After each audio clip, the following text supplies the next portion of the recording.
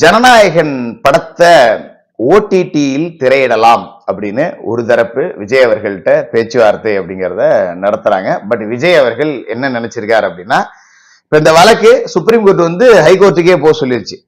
ஹைகோர்ட்ல Jananayagan release அப்படின்னு உத்தரவு கிடைச்சா மறுபடியும் சென்சார் போர்டு சுப்ரீம் கோர்ட்டுக்கு அப்பீல் தான் போவாங்க.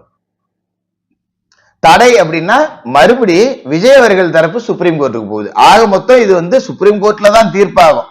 சும்மா இங்கிட்ட அங்கிட்ட அலகழிக்கிறாங்க அப்படிங்கிறது பட்டவர்த்தனமா தெரியுது. இதுக்கு பின்னாடி அரசியல் இல்லை அப்படின்னா கேனப்பைய கூட நம்ப மாட்டான். ஆனா விஜய் அவர்கள் என்ன சொல்லியிருக்காரு அப்படின்னா, அவசரப்பட்டு ஓடிடியில ரிலீஸ் பண்ண வேண்டாம்.